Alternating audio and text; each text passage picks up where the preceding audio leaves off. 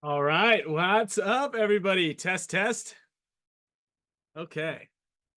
Okay, okay, there we go. It's working. Are we working? Can you see us? Can you hear us? I can't see. I got no audio levels. We just got our faces. Test, test. Let's go. All right. Big shout out here. We got some reverb here. So what we've got is a new production. Do you have out the YouTube? back. Do you have YouTube on? Is that maybe what? That's probably it. Yes. Yeah. Oh. Yeah. Absolutely. I haven't done this part yet. Oh yeah. Haha. Coming in with the tech. Coming in with the tech. Okay. So I've got YouTube rolling in the background so we can see what was going on. You got it over there. But Bob Howe from does the semi-pro NXL webcast has offered to help out to make sure that there's no technical difficulties in the Spick and Span show, and all we need to worry about is looking good and delivering for you guys. So my whole typing thing over here is now gone. I don't even know what to do with my hands at this point. So you think Nick heard test also? Is that why he's writing that? He might have heard. Yeah, possibly. No, I don't know. That would be.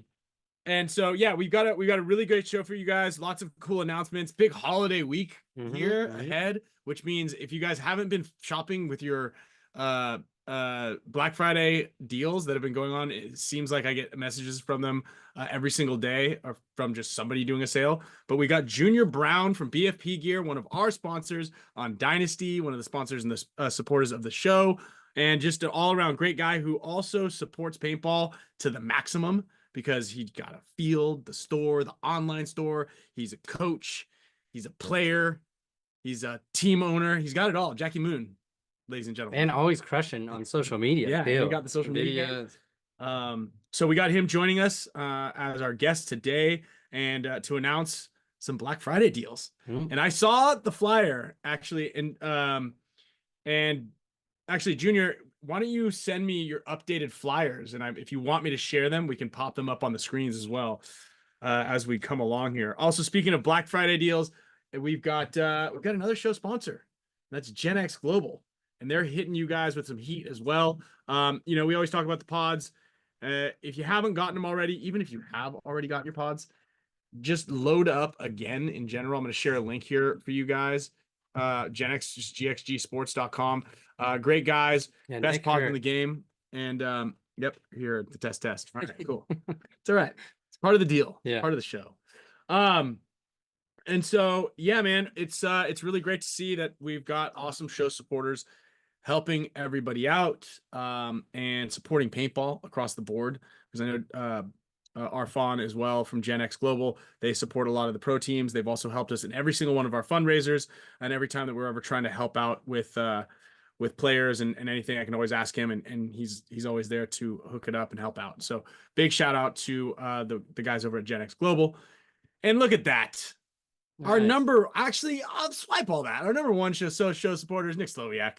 He's in the show description. Yeah, every single week, gifting some memberships. Jay Shad, or donating random amounts. Yeah. Change, just like 78 cents. Yeah, $12, 15 cents. And then yeah, you guys are all gonna want to hear the juicy moves and the rumors. We're gonna talk a little bit about. Talk probably a good amount about what's going down here, the shakeup. I want to hear about from your point of view. Yeah, because we all got and then we got a bone to pick with all you pros who already left teams, or the ones who are thinking about it, not totally sure. Let's not do it on a Wednesday. Yeah, don't do it the day after our show. Do it like live. Like you do it live with us. ABJ actually, and you know, pal, I haven't seen your name because you know your announcement when you're here. He said, don't worry about it. When I announce, y'all got it. I'm gonna give you guys exclusive. Like a Thursday afternoon, I'm like, I sent him the text. I go, hey, bro, what happened? He goes, oh man, they just set it out. I was talking to him too at the end of last week, and he was like, I think Trojan said it has to be announced this day. I was like, I think it's on the internet. Yeah, and Trojan, I don't think Trojan's the guy that does the social media for NXL. Yeah. So, yeah, Kyle to the Lords. And then Pate Smith from Pate Smith Law. Sorry for your loss. Pate did just lose his dog. Yeah, and that is tough, man. Yeah. That is a really tough day. But you know, good thing, good to know from, you know, well as I know Pate, you know, you guys are gonna, you got a great sense of humor and you got a great mindset. So I believe you guys are gonna be okay. Hopefully the kids didn't take it too hard. But you know, sorry for the loss, but big thank you for everything you do for everybody in paintball. We are going to announce, I'm going to write it big block letters. I might even get a Sharpie for this one, that we are going to announce the move of the prelims. What is this? This is a Sharpie? This is a dry erase marker. Move prelims. I can't write. Okay, we are going to announce the winner of the move of the prelims. We've got it queued up. We're ready to go. If you guys have any ideas of who it is, go ahead and throw it in the chats. Throw it in the chats. Throw it in the chats. And then let's see here. Yeah, so what we're gonna do is let's start talking a little tiny bit. Oh yeah, then sorry, last announcement. I believe I'll launch on Black Friday or this weekend. I'm going to maybe December 1st. Let's go December 1st so you guys don't have too much to worry about, which also might be like Cyber Monday or something like that. December 1st, I'm going to be launching the charity raffle. So we are going to be raising charity money to donate to charity. Next week's guest is also somebody really big in the charity game, from Murph's Life Foundation, old friend of mine, who has moved to Central South America and does really cool things with tons of donations, builds people like cities and houses, and like it's really cool what he does, and we're going to get him on next week. But as the giving season is upon us, we get donations from you guys. The grand prize winner is going to win this NECTR Force, the one that I actually used this season. So that's gonna be first place. So this is gonna be the biggest charity drive I think we're gonna do. Hopefully we raise enough funds, more than we did last year, and then whoever wins that, they get to choose a charity of their choice, and they donate half the funds there, and then the rest goes to the Boys and Girls Club locally here, to buy toys for families in need. Last year, I want to say, actually, it's funny, I was taking notes on this. This was one of the children's hospital donations we did for $800 right there, but I have it written down somewhere, and I'll put it. I'll have it before we go out there. But I think last year we did like $1,500 or $1,600, and I went there. It was like supermarket sweep. It was actually kind of fun because I actually got to go in and buy the toys. It wasn't like, here's $1,600. Hopefully you guys get the toys. Yeah. That was another big thing, right? Is when you donate money, you know, like 10% goes to this person, and the 5%. This is next thing you know, it's like the kids get like 30 cents. Yeah. You know, and you're like, what's going on? So I actually went in there supermarket sweep style and bought $1,600 worth of toys. So that's pretty cool.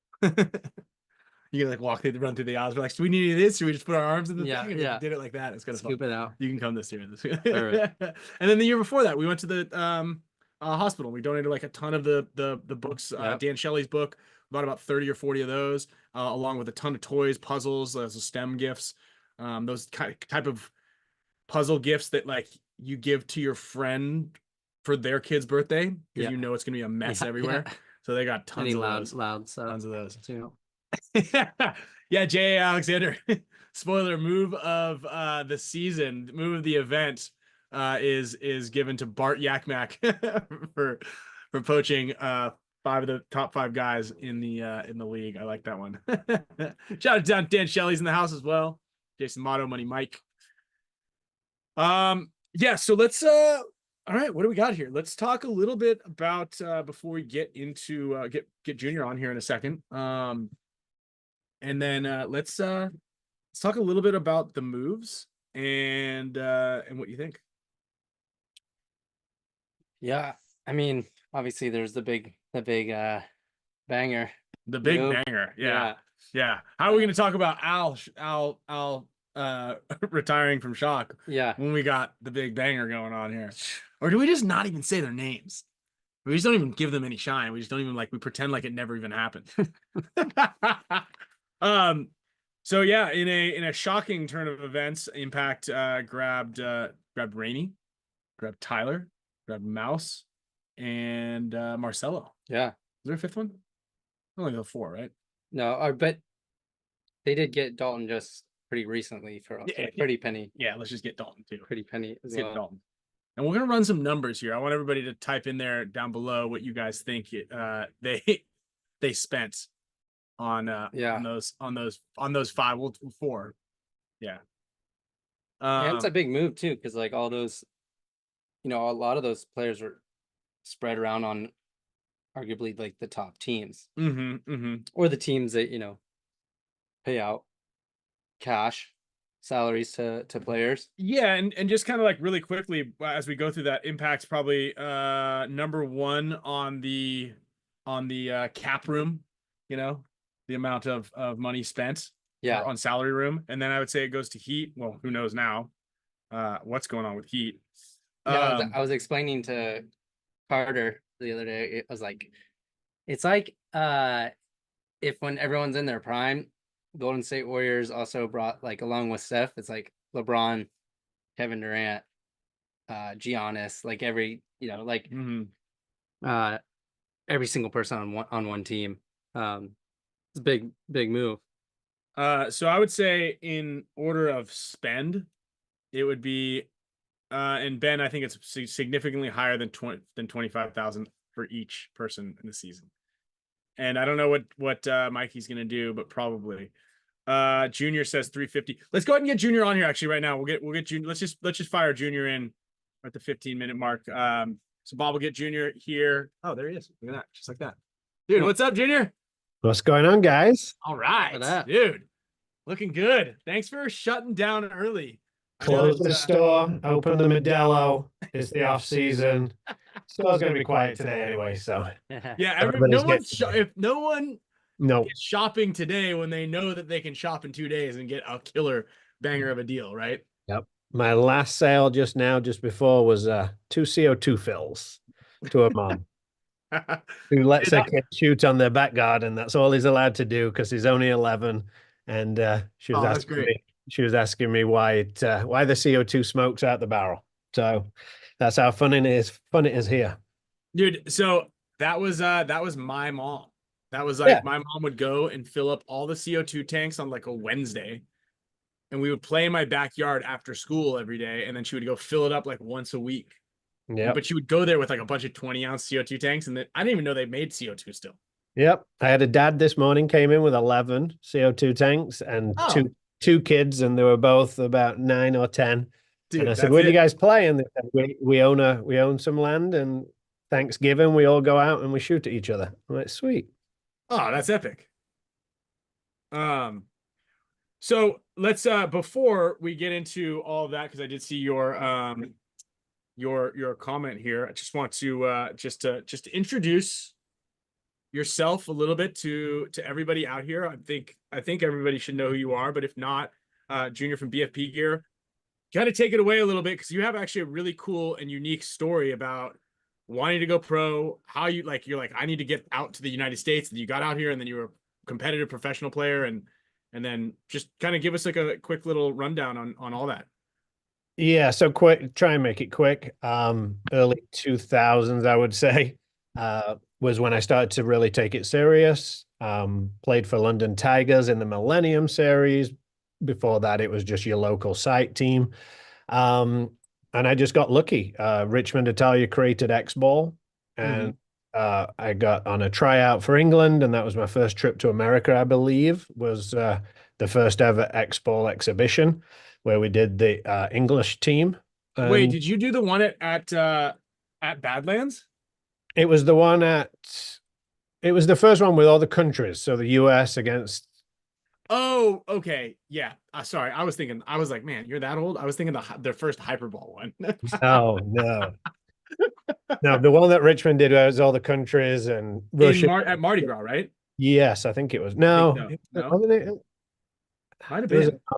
It might have been. I don't know. But that was the first experience to America, I guess you could say. And got super lucky from there. We turned that English team into London Nexus. And thanks to Leds and Robbo, we created a pro team coming out of England that sort of really changed the landscape in England, because teams wouldn't really train 2 days a week and wouldn't practice fundamentals. And so we were sort of the first team that did that with Nexus and got onto the MPPL train.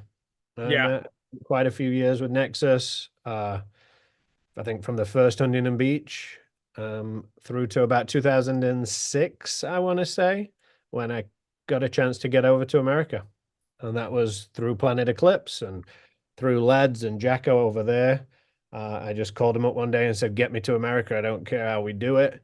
And they found a way around it in Rhode Island. So that was my first year, was in Rhode Island.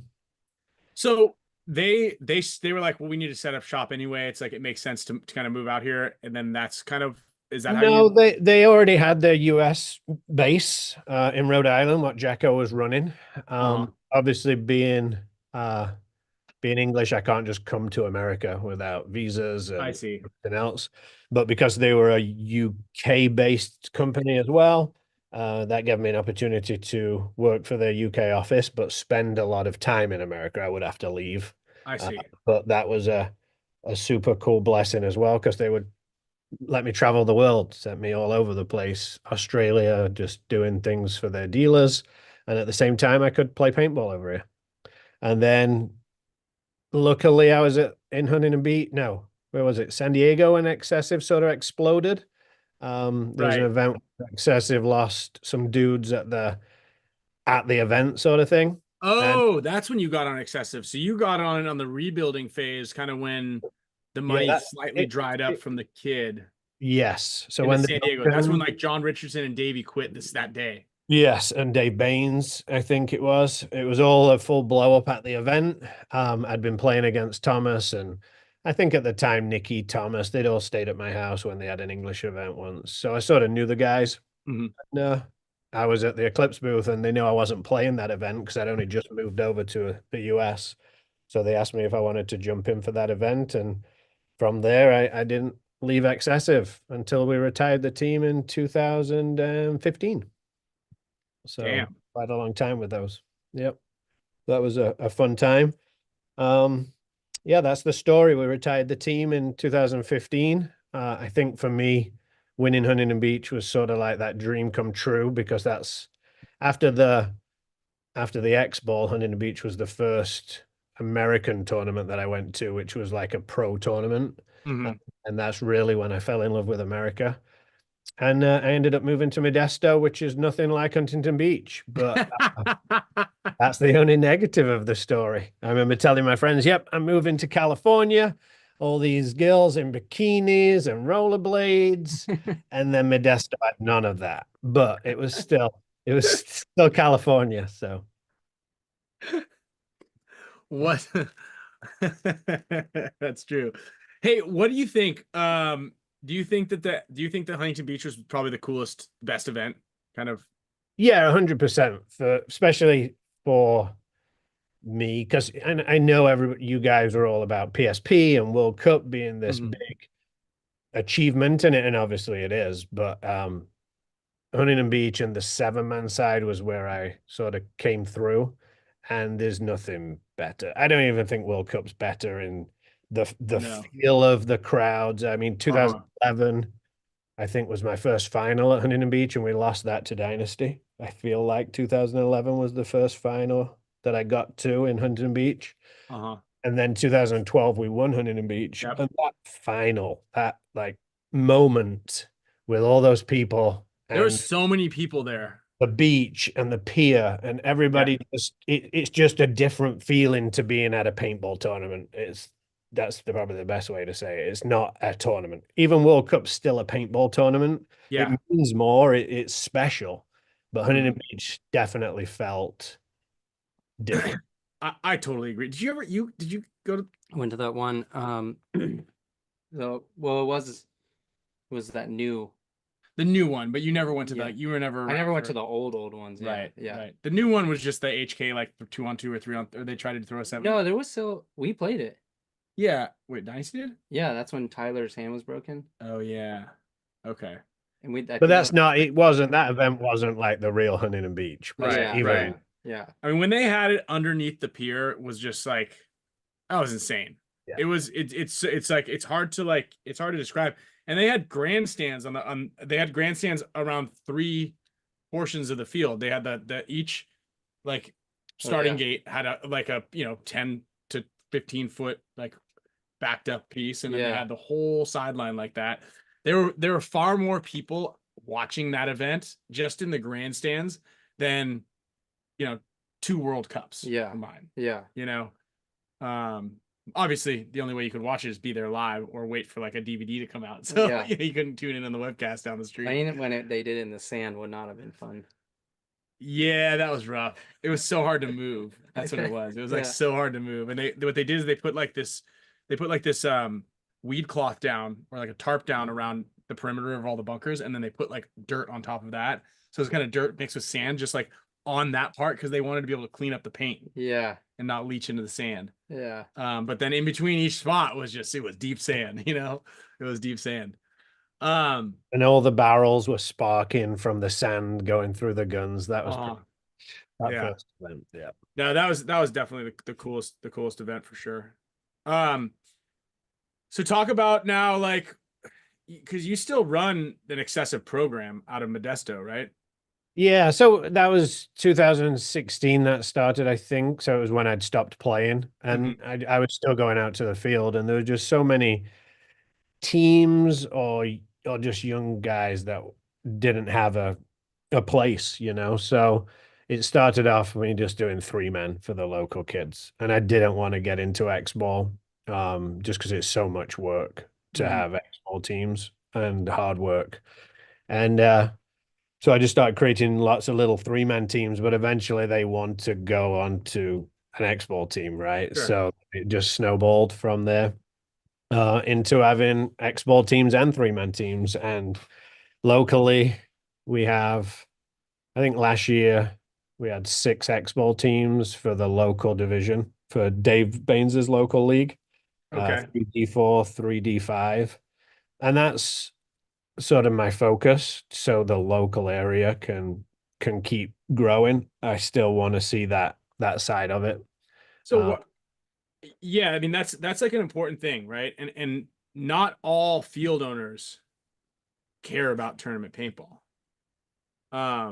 What would you say, like, what is it about it, like just tournament paintball and just paintball in general, that like you obviously you're invested in it because you've got a store, a field, a shop, but like you do all these extracurricular things within paintball that not most owners even care to do.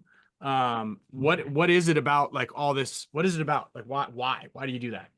Well, I think it's because I remember what it was like as a kid, right? I think I was talking to a dad and his son at World Cup, and they played on the excessive program this year, and then they went to World Cup and played on one of Thomas Taylor's kids' teams or whatever it is.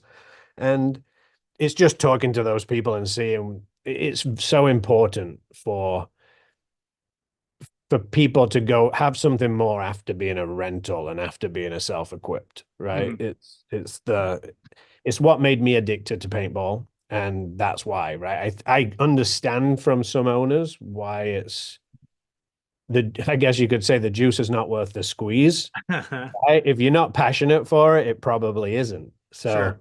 But the owners have also got to look at it as these are the guys, these tournament guys are the ones that want to play every weekend when it's raining. They want to, or as much as they can, not every weekend, but so it's sort of both sides. I think the guys are very lucky that was what I'm passionate about, right? Instead of trying to run through more rental people, we want to build teams or have self-equipped people and go from there. It's a challenge from a field owner's point of view. It's a big challenge to try and run teams. And I'm super lucky that we have Arissa, we have Eddie who helps coach Infamous.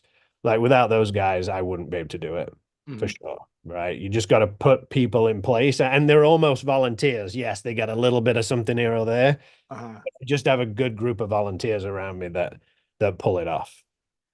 Yeah, I mean, I don't know how you do all of those things, dude. I mean, like it's crazy because you obviously you run the store, you run the online store. Obviously, Gina is a big factor and helpful there, and like you guys went out of your way even for the summit to like make sure that you helped Tom. Again, things that you don't need to do that you guys get into to make sure that like whatever experience that other people that like may not even know you, may not even have heard of you, don't even know that you're helping out. Like even what you do with Dynasty, like you do so much for us that's above and beyond, and it's remarkable because there's not a lot of people in the world that are like that want to help just because it's good for what's going to happen, you know. But it truly is remarkable, and it's great to see. And it just makes it easy having good people right around us. So it makes my life easier, Gina's life easier to pull it off. It's not just Eddie or Arissa, there's Roberto, there's a group of people very much similar to like Fit, right? They do a lot, but they have a huge support system around them to be able to PB Fit to pull it off. I think you have to try and build that support system. But I appreciate the kind words. It's like the summit, for instance, it's just what we need as an industry. So if we can help other people, then eventually it comes back and, you know, people help us. And that's how I look at it in life. If I can help, then I will. And hopefully one day you'll help me back, and we'll just help each other grow, type of thing. Yeah, that's interesting you say that, because that's obviously from the amount that we travel and we go to these events and these fields, the fields who we go and visit are obviously invested in tournament paintball. They want to have a clinic with one of us, and we pick their brains a lot. You know, Nate and Eric over at Black Ops, we always go out there and they're constantly picking our brains about ways that they can tweak little things and make the experience better. And one thing that I think is really important that you touched on, and hopefully everybody listening takes a little bit about this is like, it's not like you're expecting every single person who you do good by is going to be like, hey, I owe you. Like, that's not just how it's going to work. Yeah. You're just hoping, and this is the same thing. This is why I'm sure that there's not many field owners that are watching this who do not have a tournament field, or, you know, but it's the same thing as the reason that you have an avenue for players to start with the rental equipment and then possibly branch out to, and I'll use Marcelo, you know, of all people, but Marcelo as a great example of this is like, his story is he went and played walk-ons, and then with his dad, and he looked over there and he was like, I want to do that. Like, there's a competitive side of this thing. And so to offer all of that, it's important, because I don't know what percentage of players do you think, like, you get 10 birthday groups of 20 people a pops, you got 200 kids. What percentage of those kids actually end up coming back again to like purchase equipment or get their own stuff and then kind of start becoming more regular? It's a big percentage that will go from a birthday, and really we should have Gina on for this because she knows more about her groups and her percentages, but for that side of it. But it's a huge percentage that has a birthday party or gets invited to a birthday party that then they have their birthday party. So I was talking to Gina about it the other day. It's a massive percentage. So they really shows you that they really still enjoy it. The percentage then that convert to a self-equipped it's a hard way to put. It's a hard one to, because if you can get those metrics dialed in, and this is something I've kind of talked to pretty much every sponsor and every field owner and stuff like that. If there's a tracking mechanism that could be like, hey, this person, you know, every 100 people we get 2 guys. If it's just 2 guys, right. Yeah, and it could be very low like that, but yeah, right. You just keep putting them through it. Those 2 end up coming back, and one of them, you know, 0.3 of them turn into a professional paintball player. You know, like, that's an okay tree to have. Like, that's an okay funnel, because again, like you mentioned, is the guys that are playing paintball with their own equipment in a tournament fashion are playing more regularly. Yeah, 100%. Yeah, 100%. I mean, everybody who's watching this plays, you know, at least once, if not twice, or even more than that per month. Right. Yeah, and like our excessive program.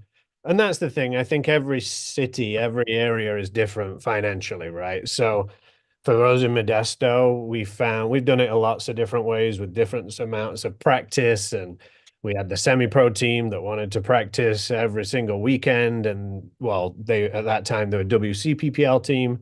And then they wanted to do NXLs, and eventually it gets too expensive, right? So I would say our D4 and 5 guys now practice twice a month, every other Sunday type of thing. And that's just a steady routine where we realized that when we were trying to do every week, we were getting so many people dropping out halfway through the season. So it's trying to find that balance. To to make it more affordable for them and make it easier and just make it so we can keep the structure together.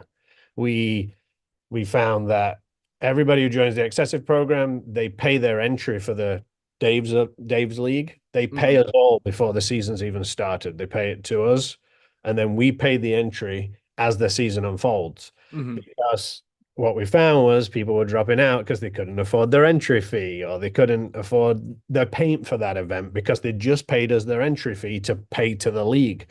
So we now have a good system where they pay it, half of it on January, half of it in February, and then the season starts. Well, they haven't got to worry about entry fees. Dude, money already spent. I like that. That's such a it's great. It's girl math, but I like it. It makes them commit. It's all about just keeping the commitment, right? That it helps. If I've already spent it, now I'm not going to spend it on beer the next weekend. 100%. Well, there goes that thing. I have a cord. No, it's all right. I don't need a cord. Sorry, I just ran. This is like the big thing with rolling little wheels on a hard surface. I just ran over the charger cord. No, I think it is genius because it's again it's the same money you're gonna spend, but you just give it to me now. Throughout the season, they pay it now, and if they can't afford to pay it, then they probably can't afford to play paintball for a season anyway. Sure. If they can't afford their season's entry of, I don't know what it is anymore, but let's say $400 for the season. Well, if they can't afford $200 in January to February for the season, they probably can't afford to keep playing for the whole season. And it's surprising. Yeah, we don't get people dropping out now, nowhere near like we did. Right. So there is ways to make it easier for them. We do monthly entries so they don't have to, they can play as much as they want. We practice as a team twice a month, but they can play every Saturday and Sunday. And they've already paid it because it's a monthly deal. So we just try and make it as easy as possible for them to get out and play.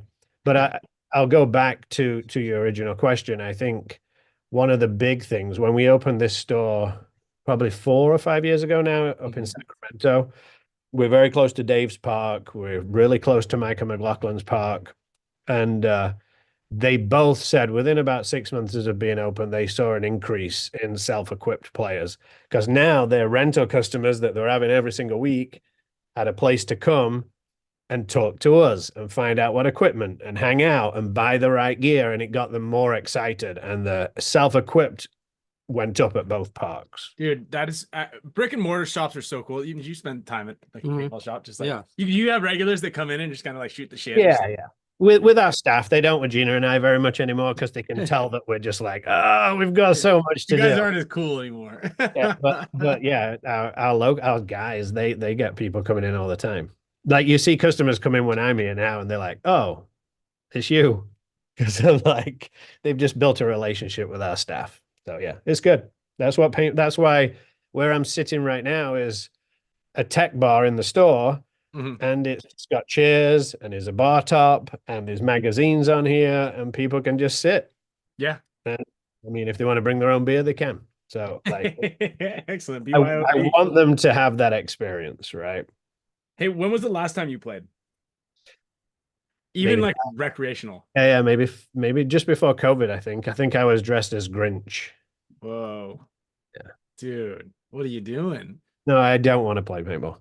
Oh, you had the full package, dude. You're humming along right now with everybody on board. You were the full package, but you're like, I don't want to play paintball anymore. No, the difference is I get so much out of being around the other people playing paintball.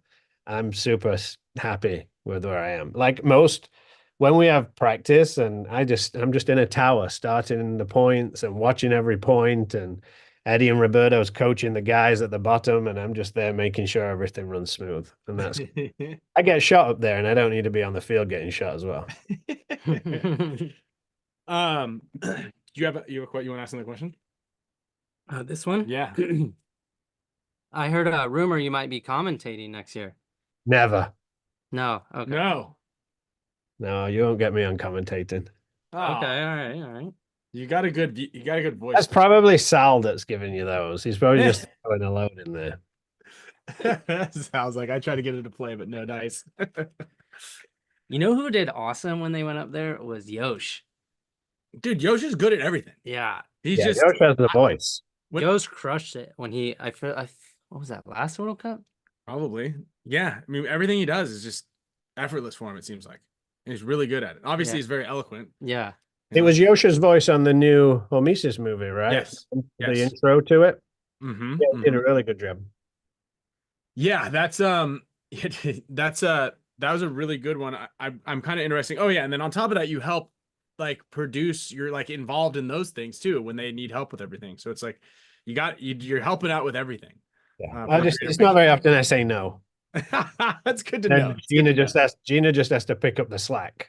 Yeah, Look someone at in here was like, "Oh yeah, that you guys work 25 out of 24 hours a day." I was saying that in the comments. What do you so what do you think about the off-season moves? Who do you see firing around, moving around at all? What do you think? I mean, obviously, there's the big four, right? That you guys started the show talking about. That's going to be interesting. I mean, all of them are super talented, right? And I see what they're saying. They're putting the band back together from when they were younger, and they started this journey together, and they want to see how it goes. And I think that's super cool for them, 100%. But they're not younger anymore. They're all superstars in their own right. Now, when they were younger, I don't think there was all superstars in their own right. So now you're putting superstars together. That'll be interesting. I'm excited for it. I'm excited to see it, but I think it's going to be interesting for sure. What do you think the combined salaries are? I think my comment in there was maybe 350 to 400 probably, but just spent on those four guys. On those four guys, yeah, I think 400 is a little high. What do we got? Did you do the math on all those? Okay, what? All right, so let's do this. Total In the comments, what do you think? A bunch of people have The whole shebang, Impact's entire salary budget, which is insane. And I'm just so like maybe, and I want to get like maybe the top 5 teams, the top 5 spending teams. To say Impact, Heat, Revo, and Damage are right there, and then X Factor underneath that, and then Infamous maybe. Yeah, I don't think Infamous is paying that sort of money. No, but I'm talking like, so if you're thinking the top 5 to 10 teams as far as salary and budget, you know, Infamous has to be up there, because if they pay one guy, then that's already one more guy than the ML Kings pay, you know, and then there's Iron Man also has a pretty good budget, I believe. Are we talking about the top ones? Well, we're talking about, let's just go down from the top. If you say Impact is number 1 in salary cap, yeah, I would say Heat would be number 2. Not currently. Well, they've got some boots to fill still. Yeah. Heat lost Tyler and Connor Kelly. Possibly Dizon. Did Dizon leave too? Heard a rumor of that, but nothing official. Maybe he was about to walk out the door and he's like, "Whoa, yeah." I guess you have to here." I guess you have to throw Aftershock in that. Oh yeah, dude. Now they're making these pickups too. So who'd they pick up? They pick up Connor. And I believe he got a better deal. Oh really? Yeah, than he had on Heat. Yeah. I wonder what, I don't know what his deal was before. But yeah. So what do we got? What do you think, Junior, on Impact salary cap? For all of them?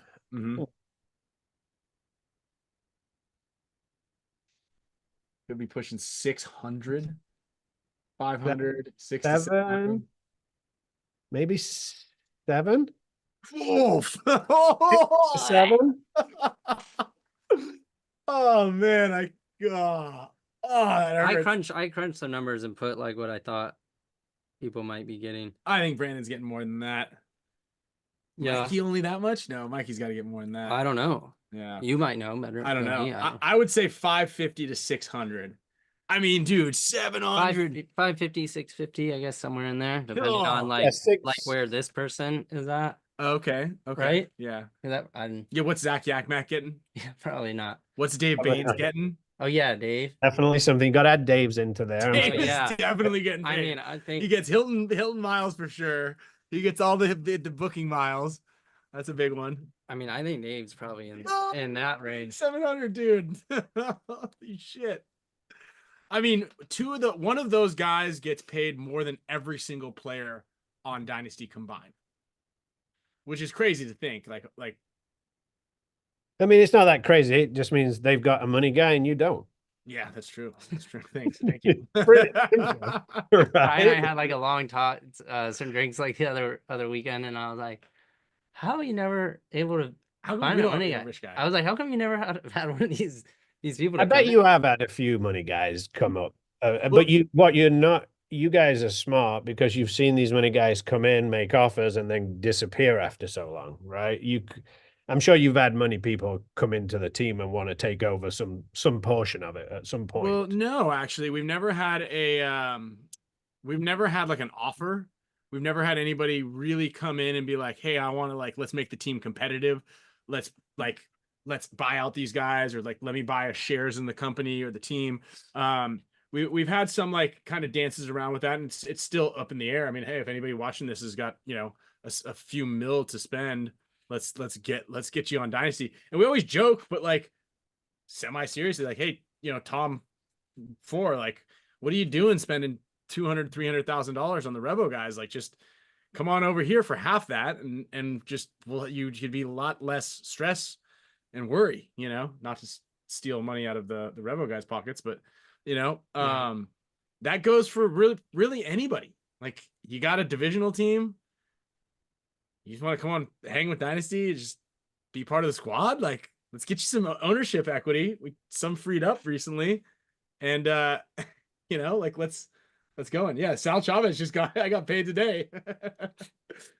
But you know what is actually is interesting is kind of when we were coming up with the idea of the Dynasty Champions Club back when the SPACs were a big thing, special acquisition companies, and you could create the same scenario, also similarly to how the Green Bay Packers run their organization, where everybody, you can buy a share in the Green Bay Packers and you can own part of the stadium. You don't actually do anything, you don't get anything out of it. You just get a stock certificate. But something similar to that. And then instead we're let's just make the Champs Club, and we'll give gifts away and get the guys in close to us. But it sounds like you need to join the New York Stock Exchange. Maybe take Dynasty public. Take Dynasty public. I like that too. Let me know if before insider trading. Yeah. And yes, Pate Smith, if someone had enough money, enough shares, they could kick me off the team.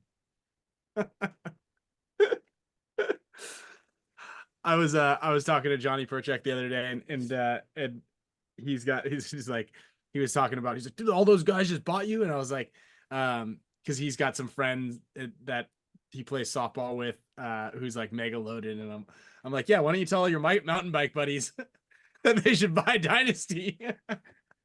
He plays softball. I gotta give him shit. It would be funny if someone Buku Rich came in and was like, this is how I could do this season and just drop 2 million. I'm gonna make one ultra. I mean, ultra team. Yeah. Well, this is pretty the biggest we've seen probably since Diego with Saints with those original deal. Obviously that kind of fell through, but yeah, Bart's good for it. Yeah, he's a genuine good dude who's been in it for a long time, right? Bart is good, and I guess you need more of those people. That's what the pro sport does. It needs more money guys to come in, because there's no, but let's just say 600 grand. Bart's not getting that back out of Impact.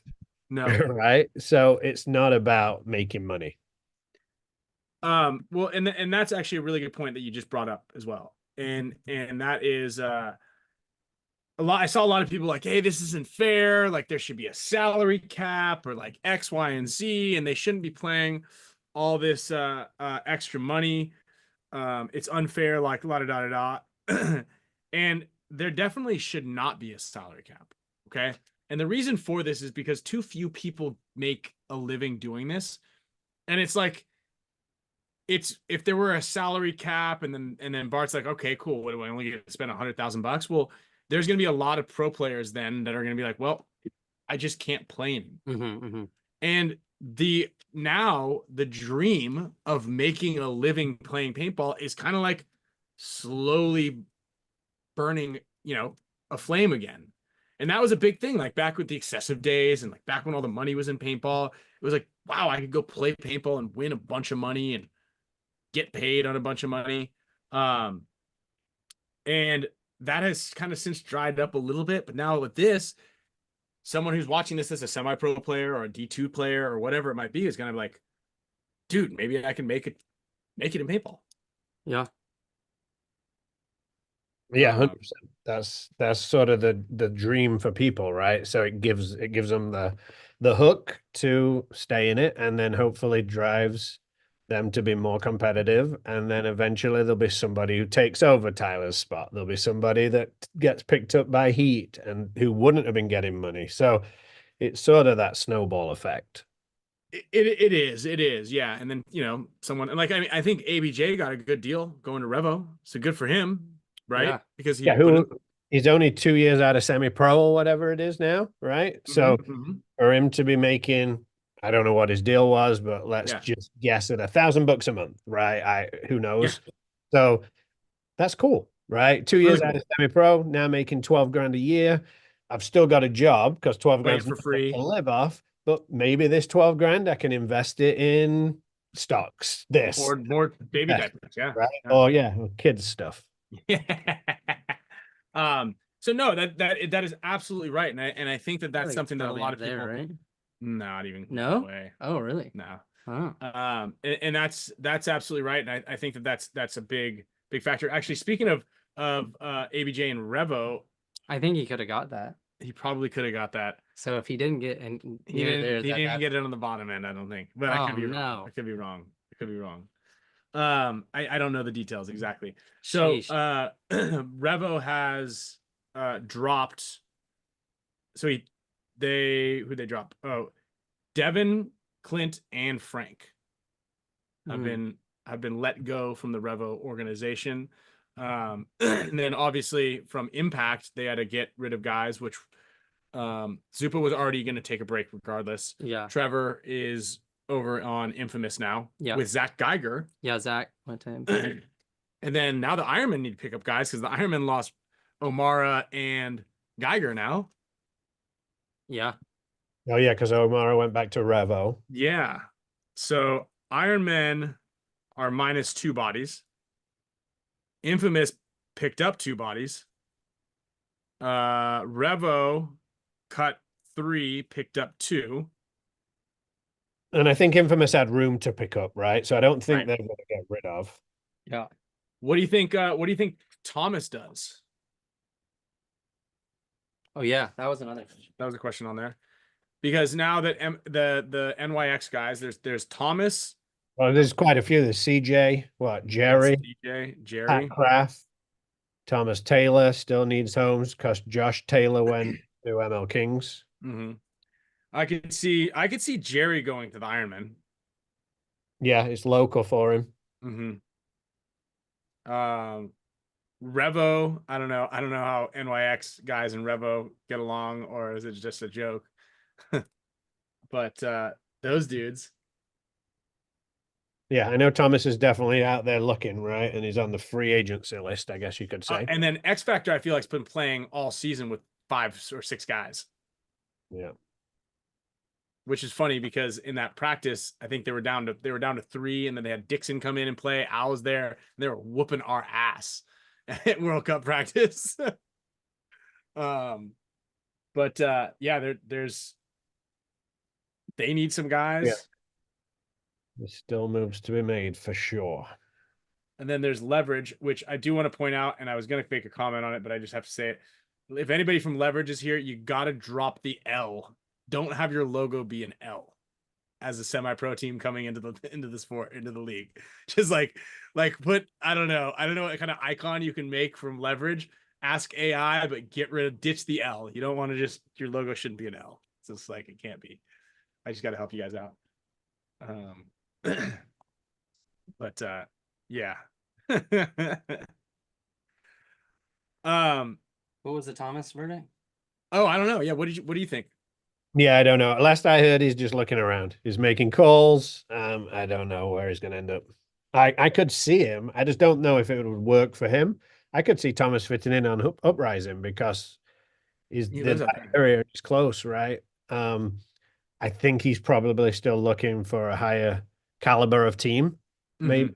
But that's the thing. I think Uprising is a higher caliber team, and if you're coming from NYX, Correct. I mean, the ML Kings are a higher caliber team. Right. You know, so you can step laterally to that. So you can't beggars can't be choosers when you're coming off of that side of things. So have you guys heard that the ML Kings and the NYX are going to merge or something? Is that going? I did around? hear. I thought I heard that too. It's just like And take NYX name. Yeah. and take the NYX name. Mm-hmm. So would that just mean Bo's buying the spot from them, in theory? I mean, I always feel Brett like Harris teaming up again. oh yeah, Yes. because I always have like felt like maybe I don't know, heard rumors that Charlie. It's been like I don't know if I want to keep doing it. I mean, he's been saying that for 10 Yeah. years. Yeah. But I could see why he wouldn't want to do that anymore. It's like it's expensive. And if it's one person doing that and you don't have Bart and Randy money, then yeah, you should probably be like, dude, I'm kind of over this. I like what Kyle said. It could be like NYML NYX. NYXMLK. Add a couple more letters in there. Let's get some more. Yeah. NYMLKX. Yeah. I like it. Oh yeah, somebody just said, "Isn't Thomas Kim retiring?" I heard that too, but I don't. That's know. another one every. I think he's kind of like on the. So from what I heard, again, this isn't from him. This is from I don't know who was telling me about this, but he's been studying to become a pilot for quite a while, and that's why he took that season off. And I believe he's in like the next phase of either training or maybe he might even be flying commercially at this point. I'm not totally sure, but I believe his job takes precedence over the shock thing.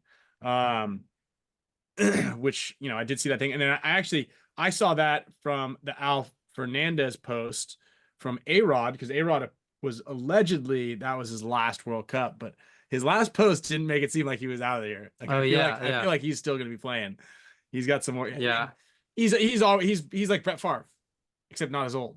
Yeah, isn't he done after every World Cup and then he comes back?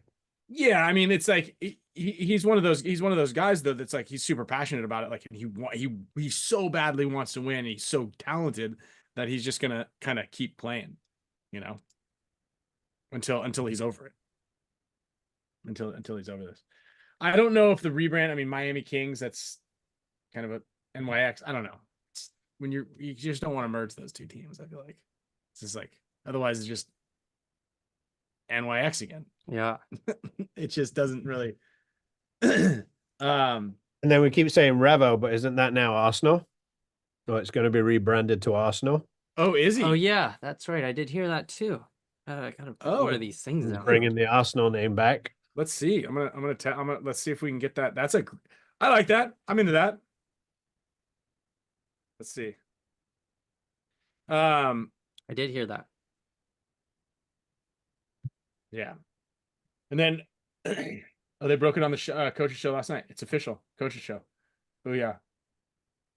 And Henry Sense still might go to Arsenal Revo. I don't know. And Junior, what do you? Okay, so because a lot of people are asking who are we going to pick up. What do you think we do? What should we do? Somebody asked me that today, and I think obviously Marcelo is super hard to replace, right? You can't pick somebody up just to replace Marcelo. Right. He's a one of a kind pretty much. But at the same time, I don't necessarily think Dynasty needs to pick anybody up, personally. Because if you were to tell me Marcelo was missing an event for an injury, let's say, I would still be super confident in Yosh, Blake being able to step up, right? So if you look at who could take Marcelo's place if he was injured, I would happily think Yosh and Blake can easily do it. So in theory, to replace Marcelo, I personally don't think we need to pick anybody up. Right. Because again, you said it right. It's like he's not really a replaceable body. Right. So with that being said, let's just give the rest of the roster more opportunities. Yeah. I guess what I thought too, and I haven't talked to you too much, but I guess a big thing is is Archie retiring or not? Or is that still up up in the air? Because I feel like what Junior's saying is accurate. I think it is a little bit of a slight hit when you lose both of those guys. If that's well, if yeah, that's, that'd be a big hit. Yes. Yeah. Because then we would pick somebody else up. We picked that two.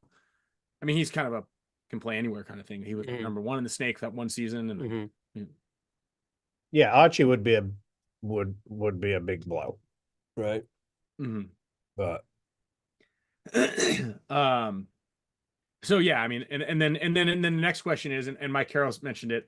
It's like, and I think Yosh and Blake or somebody had mentioned in our little group chat was like, if we're gonna pick somebody up, it should be kind of more of one of those project players that can like really grow, and then we have that body there. Yeah, that's what I was gonna say. Oh, get it. Yeah, that's what I was gonna say too, right? I think Dynasty's focus over these next coming seasons need to start being more of a project. And it's almost, eventually the team might end up taking one step back to take two forward eventually, right? Like there's going to be a time when you've got to put more faith into the project players to turn them into the new Dynasty in some respects, right? Yeah. I mean, that was one of the things with like Marcelo was like, that was where the torch was going to be passed. Like Marcelo was going to take the reins once myself and or Alex were done, and Yosh. So that's it. Wasn't there stats up here somewhere? There used to be. Oh, yeah, there. Oh, it's in a little hidden box. Hidden box, here. Yeah, stats. The hard thing for Dynasty, though, I see is with project players, you've just got to look at Mikey, for instance.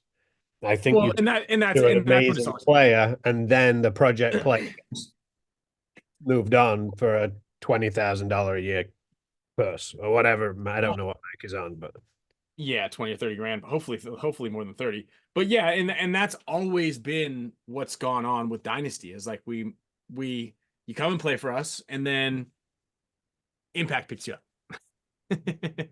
and then or Heat picks you up. Like one of the wealthy teams or whatever, whoever it is just gonna offer somebody more money than we can by a significant amount, and we're gonna say, dude, take it. Like you'd be crazy not to take it. And so like that's more or less exactly what goes down is we make these we help build these players up, and then someone snakes them. I mean, like for the most part, Mikey was playing on DMG, and no, he was a perfect project player. You guys did really well with him. He was a great dude, and he plays paintball really fucking well. And he's so good. He did everything right, and eventually they get taken, right?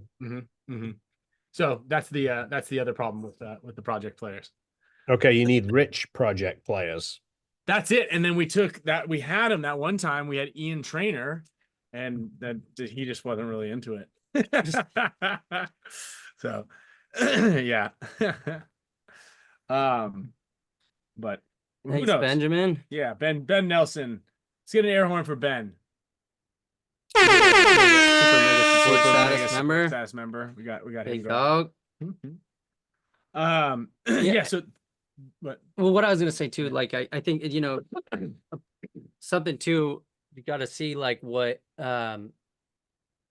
what's Heat gonna do out of this? Are they just gonna go like, because obviously Heat I think doesn't go after like a bunch of big guys all the time. They like to keep the roster like relatively like minor changes for a while and keep the same group. So now it's like I don't know, to my knowledge, there's not that many people left on the team right now. Is what I've been hearing of. I don't know what, like, obviously there's only a couple confirmed. So there's two official, right? And then there's a lot of rumors about people being cut. Is that what you're hearing? Cut or have left. But if that is the case, then it's like, I think is for a while, as far as like who's paying guys the most or like the biggest budget, I would say like it's been Heat, Impact, and Damage, right? Is like fair to say. So does Heat, like if they've lost a lot of players, let's just like hypothetically say they have like 3 or 4 players on the roster right now. Does do they want to, does Sarge go like for a push and say like, all right, I'm going to spend a bunch of money here? Or is he just like, I don't want to do that. And let's just bring in maybe, guys that, like a Devin Stewart that is, if maybe he's not with Revo anymore, does he go back to Heat? Cause he was there. Stuff like that. That doesn't cost them a lot of money, or no, because you want to. He's got money, and you want to put together. If you have money, you're going to put together a competitive team. Yeah, if he's not over it, he's going, right. The Bart thing's going to make him go, okay, my turn. Well, that's what I thought, but I feel like people are moving around. It doesn't seem like it's. But the other thing is like, okay, so there obviously has to be something going on within the Heat organization that is leading to them basically losing the first game every second round, right? That's what they did. They went 4-0 in the prelims, and then they lost their next round. And then at World Cup, there's something going on there from a multitude of standpoints. And then the fact that Connor Kelly left for Aftershock rather than being like, hey, can I get some more loot? Or like, you know, I got another offer. I think he was just kind of like, hey, I'm gonna go for Aftershock. Because Sarge does have the funds to be able to match it. So I think that there has just been such a poor performance that there is going to be a shakeup on that team if that shakeup doesn't already mean the team is going to collapse. So with that being said, there's a ton of teams that need players and bodies.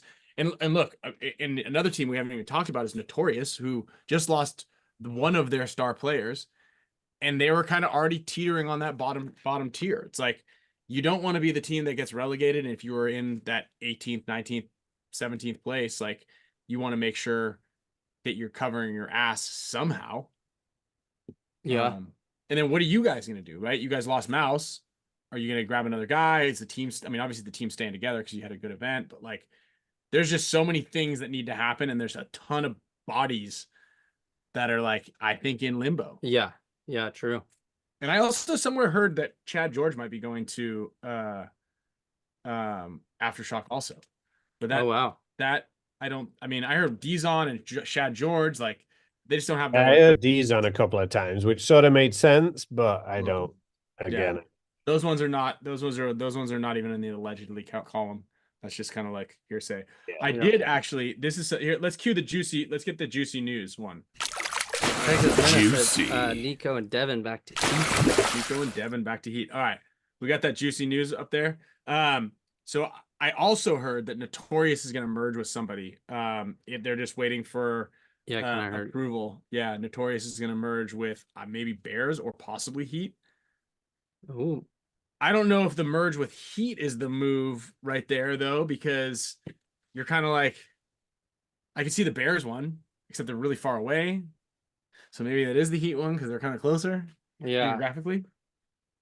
Someone said Sea Dogs. Maybe that. Oh, I like that. Oh, Ed Dizon. Shout out to other Dizon in here. Dude, the Sea Dogs. Merc Media.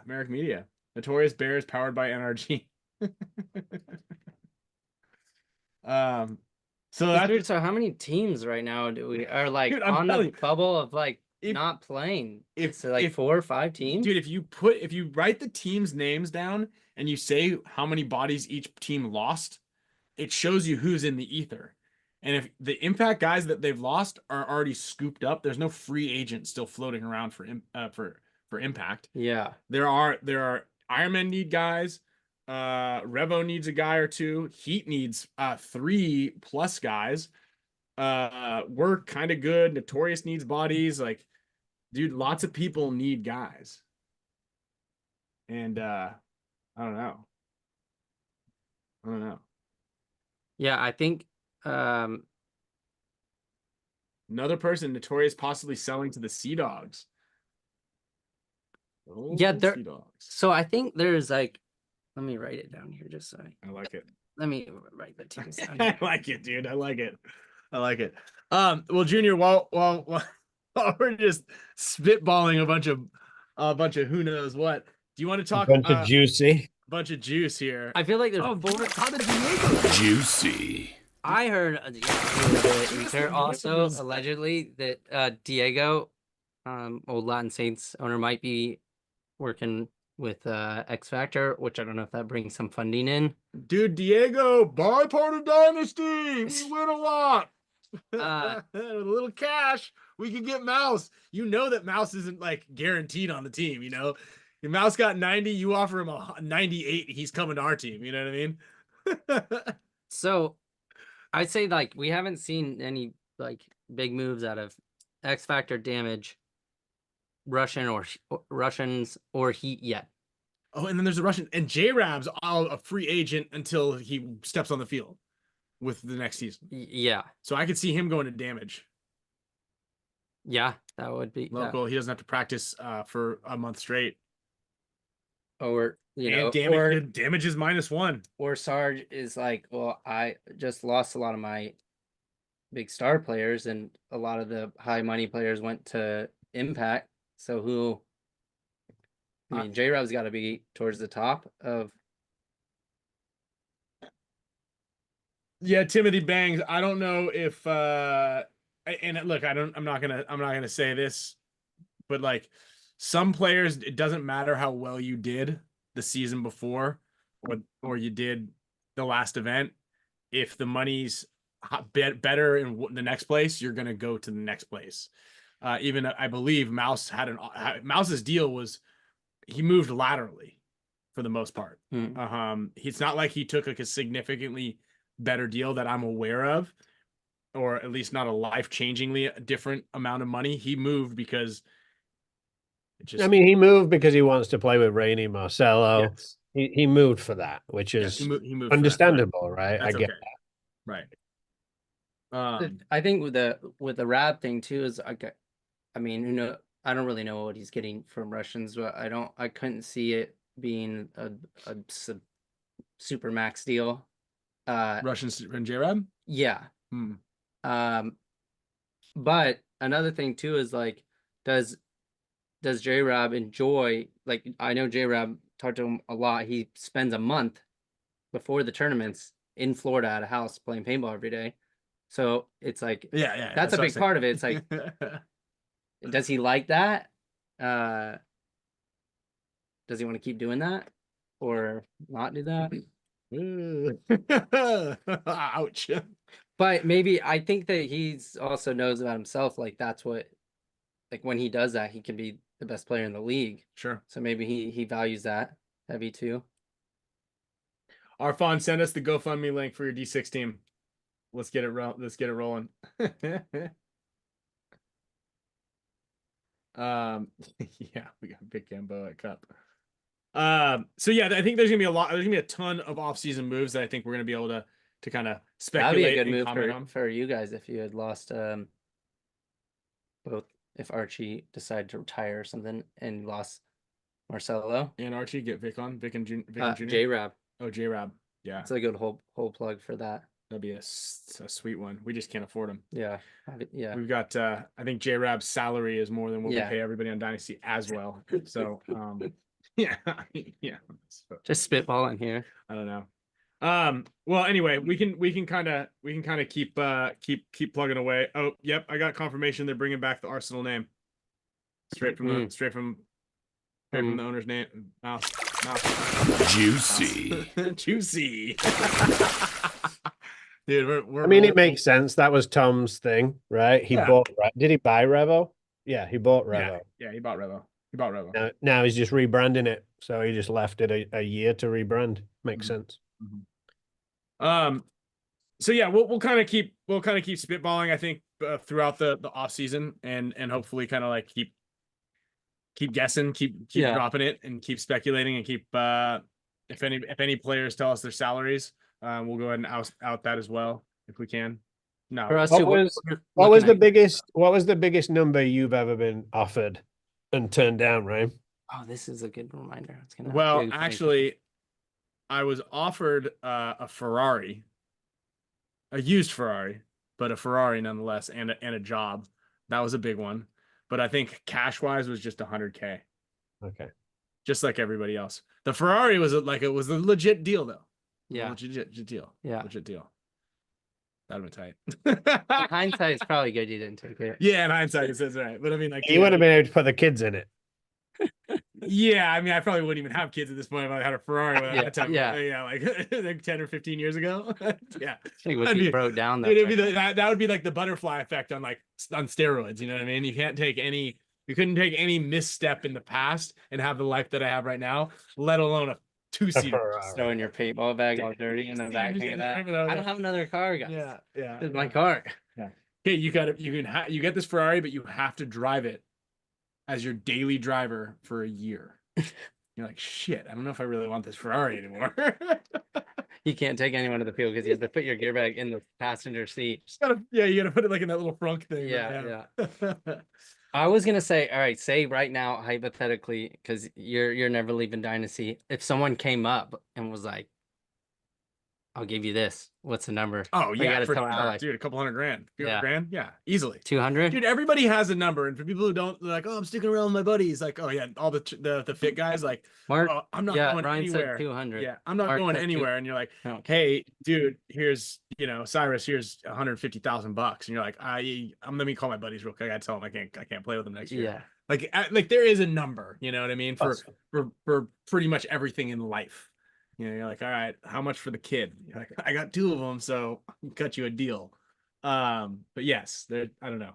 There is definitely And I think Damage has the ability to throw one of those offers out right now, and definitely Heat.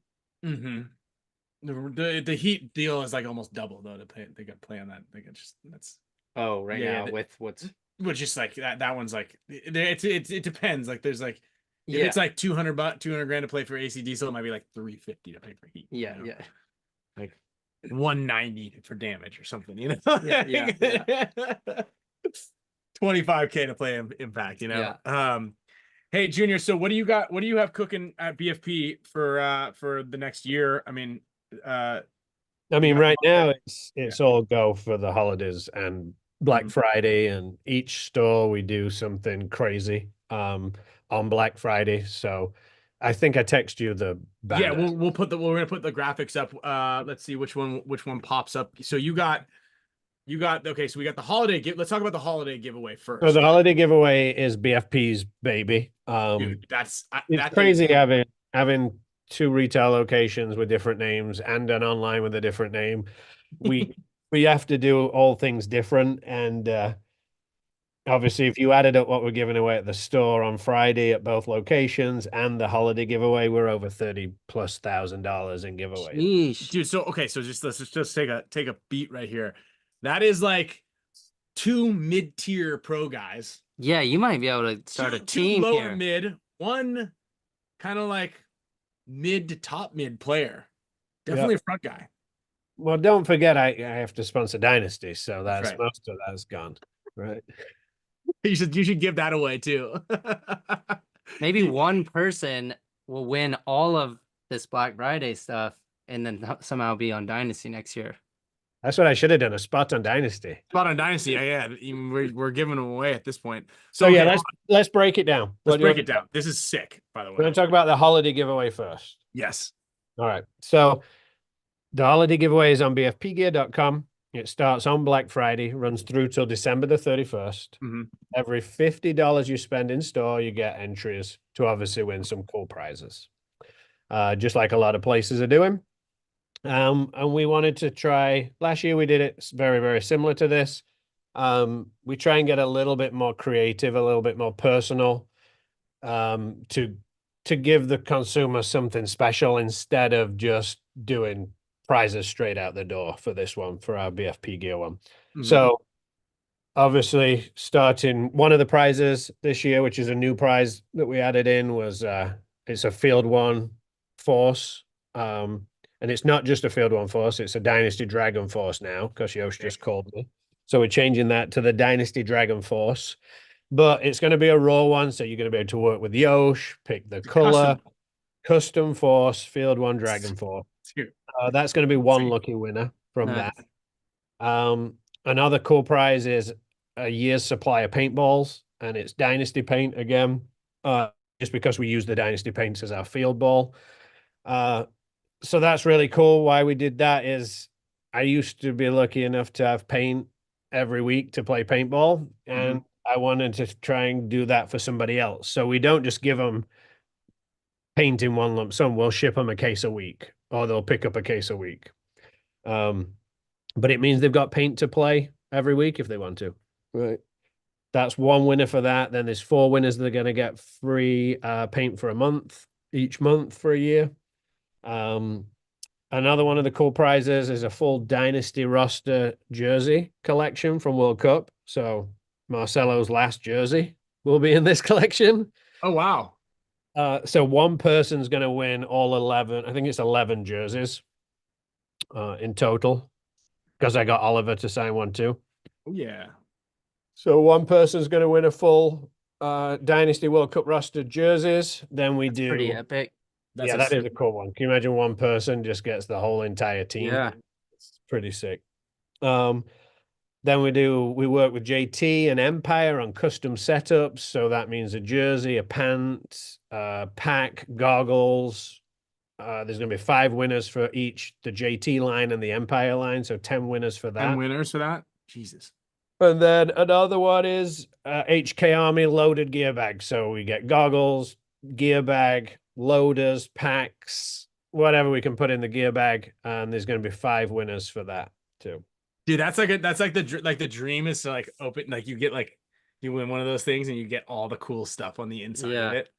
Damn, dude, that's insane. Okay, so if I spend $150, say I buy an AccuLock barrel system for whatever, the $180, I get 3 entries.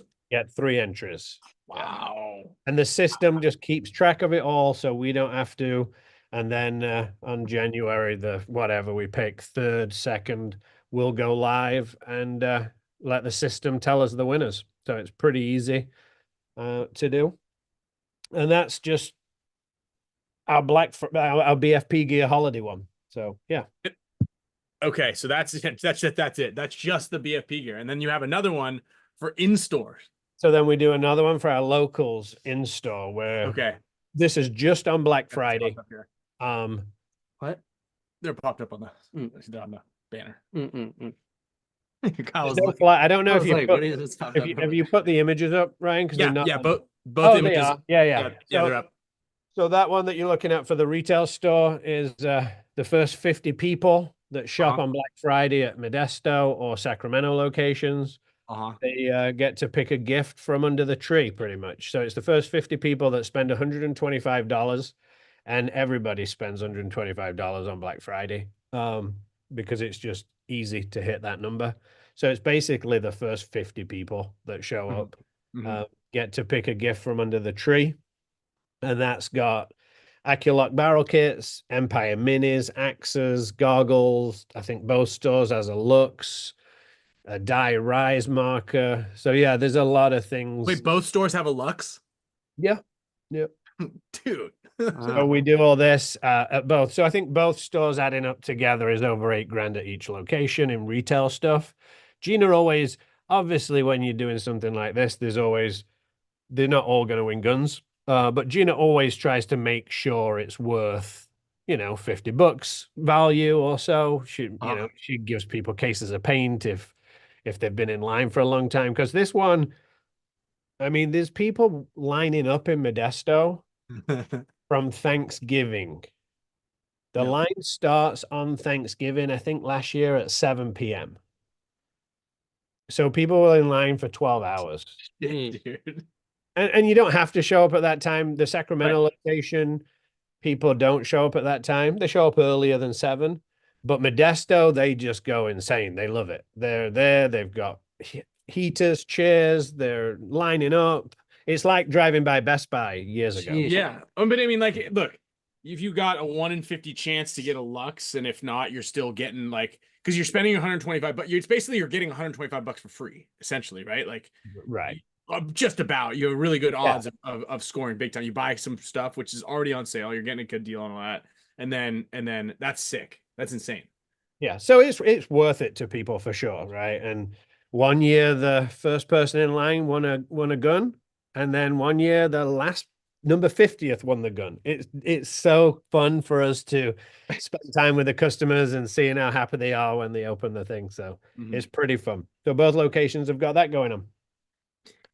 So talk to me about like the marketing side of things. Like, how do you get to like this kind of concept and this idea of like giving all these things away? Obviously, you're like, all right, I gotta, it's a marketing side of things, but like you just mentioned something that I think is important, and it kind of ties back everything that you've said this whole time. Is it's like we get to spend time with customers, and like you get to see how happy they are when they've won something or they've gotten something, or like, that it's like a cool feeling to be able to help people out.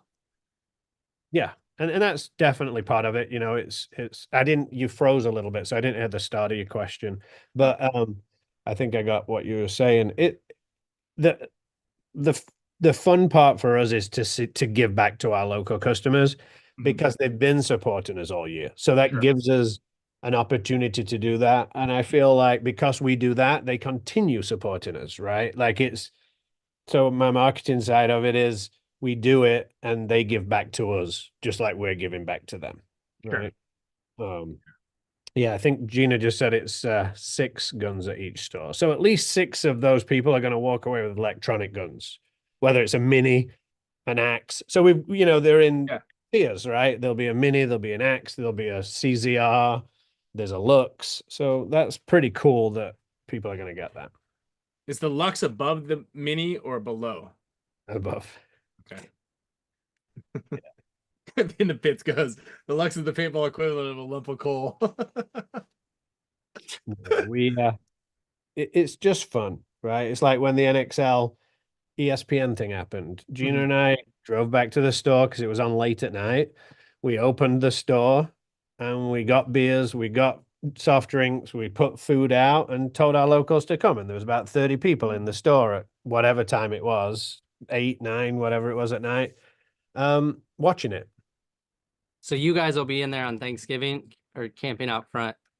Oh, I'm camping. No, we don't. Gina has the security camera on, and we just keep waking up going, oh my God, the line's got so big. It's pretty nerve-wracking with when you open the door, do you get trampled? Yeah, it's insane. The first year we had to find a better way to do it because we opened the doors and then just people filled the store, and they're only little tiny paintball stores, the Nesta location's much bigger. So now we have one of our employees, they stand on the door, we greet them, we let 5 in at a time. We need to hire like Yosh, Blake, Tyler Harmon. Yeah. Not us. But Gina will show up early. She'll bring donuts. There'll be coffees around. It's pretty cool. Oh, yeah, Dylan. He can be. Yeah, Dylan's a good one. Big, Dylan out. Big guy. He can be up there. And then Sal will be at the Modesto location. He does all the videos. I know Kyle mentioned earlier about the social media side of it, right? Having somebody like Sal just puts us in a really good position to make videos of the things we're doing so people can see how cool it is. Well, and not only that, but it's also another kickback to your following, right? Of all your supporters is like when they see it themselves, like that's what they want to see. They want to see themselves in the videos. Like, oh, that's me. I was there. I was camping out. And that's exactly what Sal does. He makes sure he gets them biting a donut, drinking a coffee, in line, coming through, and they're all just having fun. So, yeah, it's a lot of work, but a lot of fun, and our customers seem to appreciate it. So we carry on doing it. Well, yeah, man. Even Dylan mentioned it. You guys go hard for the community, and like it shows, man. It's like you've got people that support you. If you're a good dude and you're a good group of people, and you do things that are great for your community, and you show support to them, then they'll give it back to you, right? And I think that's a great motto. And what you're doing is again, it's tremendous. It's a huge help for us. Like, I'm so happy that you've chosen to help and partner with Dynasty, because like, just everything that you do for us is great. It's just amazing. And Saul, same thing. Like, just having Saul on board, and you bringing him along to help us and like get the content and do all that stuff. Like, the support crew that we have is amazing, and you're like, you're on the top of that tier, and I appreciate that. No, we appreciate you guys, and it's easy to do things, to do the right thing, and just be kind to people, and work with people that are kind back. Life becomes easy, right? The Dynasty guys are so nice and easy to work with that it just makes things easy. So it's a pleasure for sure. Well, awesome, man. I appreciate you coming on. We're gonna show off the move of the prelims, then we're gonna spin the wheel and give some stuff away, and just make sure that everybody who's watching this go out and do some Black Friday shopping over at bfpgear.com. Make sure you guys get the pods from Gen X Global direct there. But set those reminders. Set the reminders. Hey Siri. Hey Siri. Can you remind me after Thanksgiving dinner that I need to do this on Friday? Yeah. Yeah, just think, Ryan, if we can get everybody to shop at bfpgear.com, then we can just pay all the Dynasty players. Yeah, I mean, everybody. Oh, there it is. Shops at BFP Gear. That's it. It's easy. That's it. BFP Gear will be the money guy. You're the one who will buy. You're going to raise us. The fan base is going to support you, and you're going to support us, and we're going to be the next Nike. Dynasty could maybe get away with like a GoFundMe for higher salary cap players. Like we can't. We're losing all our players. We're losing. Can you guys help? Nah, we're good, dude. This has been our MO. Yeah, you guys are professional. Yeah. You lose Tyler, you win 15 tournaments. Yeah. You lose. Everybody thought, oh no, they lost Tyler. What are they gonna do? Yeah. Win a bunch of tournaments. Chris played great. Dalton. Yeah. What do you do? Win a bunch of tournaments. It's Yeah. like we're gonna be okay. We've been through this before. Because again, one of the reasons for that is we've got an amazing support group, right? And we've got the Champs Club, we got all of our sponsors, we've got our fan base, we got everybody, and so like that truly does that's where the Dynasty magic is. You know, Dynasty is pretty much the only professional team that works good on social media and works with it, right? Like works with their fans. I think that's what attracted us to working with Dynasty as well, was just with how much you interact with your supporters and your fans, and whether that's individually as players or as the team doing it. Sure. I mean, you just named off Houston Heat, you named off Impact, Damage, that's got all this money. They have fans, don't get me wrong, but they don't have a fan base with their social media and their support structure, because they don't need it. It's complacent. It's complacency. That's the reason that a lot of those guys don't do a lot of clinics. Now, hats off to Nick Laval for sure, and Tyler still. You know, they're not complacent, right? They get paid a salary to play paintball, and they're consummate professionals. They go out there and they make sure. But you know, there's other guys that they get paid bucks, and they're like, cool, I'm just gonna play for my team. You know, but it's about more than that. Yeah. Yes, Michael Cruz. Good memory. Which one? That's all I know how to make. No, my green bean casserole. Yeah, Kyle making green bean casserole. I make it every year now. Even if I was by myself, I'd probably make it. All right, Junior. Well, thanks a lot, man. I really appreciate it. We're gonna get everybody in here. Let's have everybody real quick throw in the BFP Gear emoji that we have in there. Everybody who's a supporter of the show. BFP's got their own little emoji in here with fire. Oh, we have an emoji? Cool. You guys have got an emoji, my friend. Yeah, somebody do it so I can see it. Oh, there we go. Yeah, you got the BFP Gear emoji. Right next to, there we go. Yeah, let's fill up the screen with the BFP Gear emoji. Make sure everybody spends $500, get 10 entries to that thing.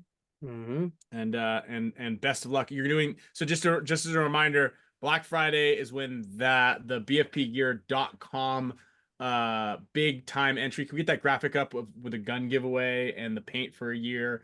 And then you're gonna choose a winner. When is that? December what? No, January. So that runs till December the 31st, and then I want to say January the 3rd we draw the winners live on BFP Gear's Instagram. Okay, cool. Dang. No, they're the retail store ones. Oh, that's the retail store one.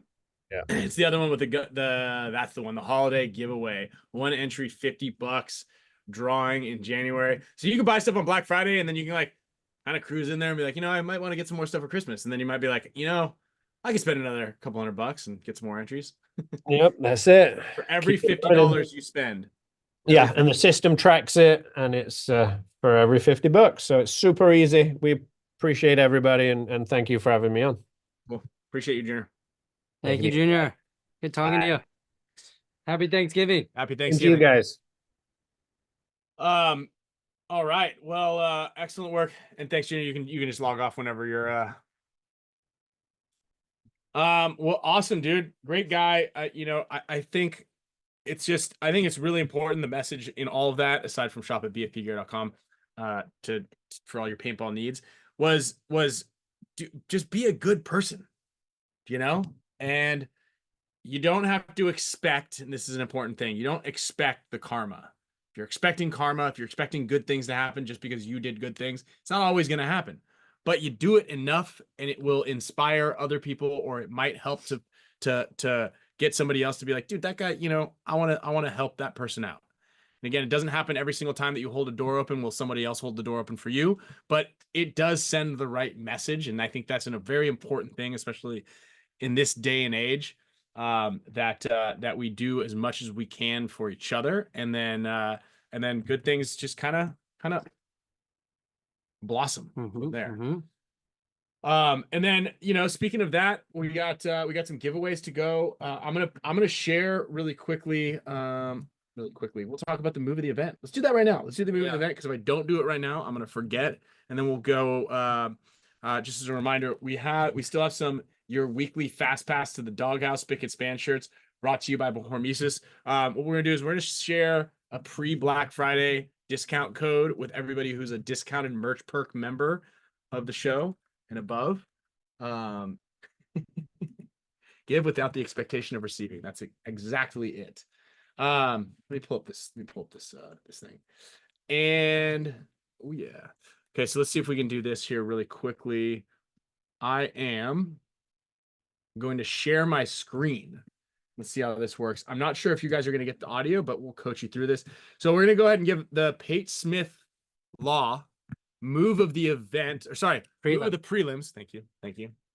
So this person is not going to win the big 5G. Yeah. But I think it's $500.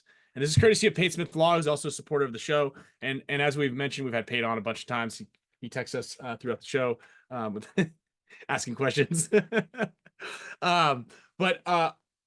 This is like such a good thing that's happening for the sport, where somebody who used to play is able to give back to the community and help players, right? Because again, if you're not Alex Goldman, Marcelo, Tyler, or Rainey, and you're not getting paid $50, $60, $80,000 a year, you're not getting paid a whole lot. And so to split, I actually joked with Tom Cole the other day about, he's talking about another format, about how the pro players split. If you win the tournament, excluding World Cup, you split $8,000 with the entire roster usually. So like, you got 10 guys on your roster, you're getting $800. So like, you do a good move in the prelims, you're getting paid pretty much very close to at least 60+% of what a first place win would be, which is crazy. And then for the World Cup, when Marcelo won it last year, and whoever's going to win it at the end of this one, Pate Smith is going to give him $5,000. I think I might just throw you under the. No, that's it. And it's a big Tigerware package with. It's also presented in partnership with Tigerware. Yeah. So you get a bunch of clothes, headbands to do whatever. Yeah. If you don't like to wear Tigerware. Sick. Sell it, give it away. Yeah. To Goodwill, charity. Spicka Span Show. But yeah, man, it's just really great to see that, again, people helping people and giving back to the community. Pate, maybe just buy a portion of Dynasty and cut Ryan Greenspan, whatever you got to do, we'll do it. But I'm going to cue this up a little bit. This is 1 minute 15 seconds, which is very close to what it looked like at the 0-2 to Impact and PB Fit. But this is Blast Camp versus Revo. Revo is down significantly on bodies. It is Blast Camp is down by 1 point with 1 minute 15. Full court press right here. Revo is doubled up in that back center. I'm going to share the screen right now. Can you guys all confirm that you can see the screen? Right now, you should just be able to see it. That's what you should be seeing, right? Okay, there it is. Okay, excellent. So hello. Can do it. You want to pull up the full? Let's pull up the full. Let's make it the full screen. Let's go full. Just above the sponsors. Let's expand it to full screen above the sponsors. Oh, I remember Maddie was telling me about Yeah, this so this after. is great. Now the actual what you're gonna see isn't you're not even really gonna see the move, to be honest. Yeah, which is kind of cool when you Still two at home on Revo. They're gonna lose. Yeah, so I'm not sure if you guys are gonna get the audio, but Revo loses 2 bodies out of the back center, or one of them out of the back center. Frank out of that little W. Mini wall and you got the snake. 4-on-2 advantage for Blast. So right now everybody's on that cross right there at the body moved, and Caleb Abel Still posted up down. fills into the snake one unseen, gets the kill down the tape. Inside, unbelievable job by Caleb Abel. Quick Stopped at the tack. They did not know that he had 4-pack. Definitely going on the list. Caleb Abel pumped up, gonna get this win here for Revo. Probably should have let the time go down. Little excited right there. Should have let the time go down. But what you don't see here and this is common, right? And this is the thing about this field and the snake is like it's so hard to see the snake, and anybody can get in there at any point in time. And so, you know, get out of the back center for sure. And what Maddie was saying too is that Caleb was like outside of the snake, in the kind of like no man's land, which is like, I think it's kind of ironic for the video. Still posted up down. And he gets another kill, 2 kills, and he's gonna get that 3rd one inside. So yeah, he was out far enough. Yeah, he was out far enough that he could shoot that guy down the wire, and then also got the kill out of the inside. What's A bit more where we at. Yeah, it's actually another point here. what's kind of cool about it though, is to get it. It's kind of ironic by how the video was too, is that you can't really see him. And also like the blast camp couldn't see him too. No, I know. So like it's like he's in a spot that's like But the camera wasn't the camera's on him. not usually on because it's like not in the actual snake. He's like outside of it. So like as those guys are playing, they're pressing. It's like No one saw him. No one saw him coming. that guy's over there, like crouched down by like the out of bounds line, but kind of in the snake. So that's off to that. Oh, also speaking of cool, if you guys want to just get some highlights, did you see Paintball Ruined My Life released his he does a really good one, and BFP Gear sponsors him too. But Paintball Ruined My Life I think Brad released his moves of the event, and he kind of recaps all of like the really cool events. It's on YouTube. Pretty cool. And it's got that one, it's got the video of me bunkering Brandon Cornell and then Chris bunkering me at the same time, and then me throwing the pod at Chris. It was pretty funny. But he does a really good job with his channel and all the stuff that he's got going on. We need to change up the studio, make him look a little Rustic. a little more rustic, a little less cluttered. But really, congratulations, Caleb Abel. We'll get you in touch with Pate. I'll reach out to Tom 4 and link you guys up so you can get paid. Pate pays his bills. Pate pays his bills. And then let's see here. We got any other last minutes announcements? We got that one. Also available now on dynastypaintball.com are the Oliver Lang gold cards. I believe if you go on to dynastypaintball.com, you can score an Ollie Lang gold card. They're part of a collector's set. There were only 50 of them made. Dynasty Champions Club got a first crack at all of them. About an hour, like I think we got 24 hours. They had them, but let me just double check. JT Clear Proflexes are out of stock now on dynastypaintball.com. But we do have some Hormesis joggers. I thought I saw You can get Yosh on there. you can buy Yosh. Wow. Yeah. Buy Yosh Inflatable for or real? $65. No, he Dang. comes and has dinner, Thanksgiving dinner with you. Oh, nice. $65. You know. And if a bunch of people buy him, he just flies all over them. Damn. Net loss on that one. Damn. Yeah, inclusive of plane ticket. You got a lot of cool stuff there. A lot of good merch here on the Dynasty Paintball store. But I swear I saw a gold card thing somewhere, but I could have been mistaken. I don't know. So let's see where we're at here. The wheel of names. I think we got everything. Did we announce everything? Let's see here. Sponsors, moves. who knows what the hell's going to go on. Yeah. Junior, big thank you for coming on. That was a great interview, great show, doing good things. Got Ollie Lang gold cards. We don't know where Thomas Taylor's going to go. CJ, Jerry, PK, those guys are all on the in the ether. Go to the Spick and Span. Can you put the Spick and Span website on there? Is that what you're asking for, Peter? The Spick and Span? Or something else? Yeah, let's get him the Spick and Span show. Spick and Span show, Doghouse Dilemma. So it's the tie-dye shirt. We've got large. I think we've got a couple XLs. We got one large left, a couple XLs, maybe 2 or 3 double X's. I don't know if we have any mediums in there. Sold out. We got a large, XL, and double XL left available. On the back, it says your weekly fast pass to the Doghouse. Yeah. Get some more, hopefully. Probably next week, or I think December 1st, I said I'm going to be launching the giveaway section for the charity raffle. Again, first place is going to be this NECTR Force, along with a ton of different prizes. I've got an Ollie Lang jersey. I've got some gold card set. I've got, I think, some Aculock stuff. It's all in the bin over there. I got jerseys. I got all written down here. I got stuff written down here. Let's just get wet the whistle as we've just, I'm not going to be able to beat Junior by any means. The NECTR Force is a pretty good one, but he's got a custom Dragon Force. Gold cards, Hormesis with a Dynasty case. This is Dan White. Thank you very much. You're gonna get this. One winner's gonna get this with Hormesis band inside, or even maybe a Tiger Wear band. We got a bunch of Tiger Wear bands to give away. Let's give why don't we give one of those away right now? Yeah. And then we're gonna spin the wheel right now. Is that the Tiger Wear satchel? Well, no, it's like it's that satchel for like everything. Trying to see what I'm wearing today, and then I went to the cold plunge before I came over here, something really cold and doubled up. I was just gonna ask you where the heater was because I thought we used to have one. I don't space heater. Do we have a little space heater here? Yeah, I have these are actually we've been working on a new signature series headband for JRAB, and these weren't exactly what we expected them to come out as. This is cool. But the bubs. Yeah, we're gonna give them away. So you'll, even though it's not exactly what we wanted, you'll still have a headband that we never sold. And there'll only be like 5 of them. All right, let's give one of these away right now. Yeah. We'll give that to be a mega member prize. So let me get the paperwork going here. I'm gonna go ahead and share the wheel of names. Purple is sweet. Little embroidered JR9 on the end.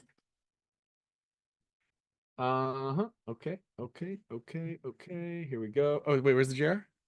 Oh, on the Oh, there we go. Yeah. Junior 9. All right, I'm gonna share this screen right here to populate. Get a little fuzzy. There we go. Don't worry about that ad. Okay, this is not for the headband. This is for some Spick and Span prizes right now that we're gonna be giving away. Junior BFP episode. Oh yeah, this is some of the stuff that's gonna get we got move of the event. Oh, move of the event. Dope. Yeah. Sam Bennett. Cup headband.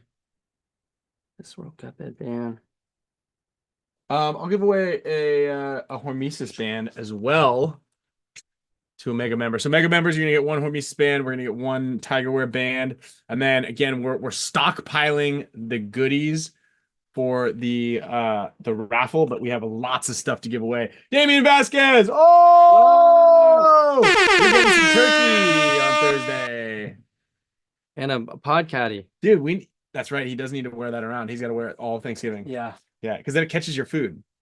True.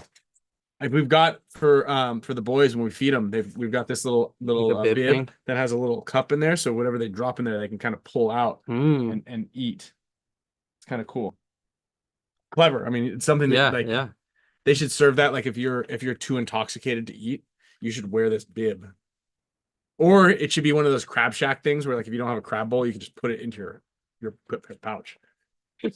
Everything that's said on the show, I also own and retain all rights to for future patents and proprietary info there. Well, yeah, Jay Shot, actually pretty cool. I mean, I should probably share this more with like on our website. But all of our headbands are handmade in the US by one person. Yeah, that's pretty cool. Each one, so that they're pretty much exactly perfect.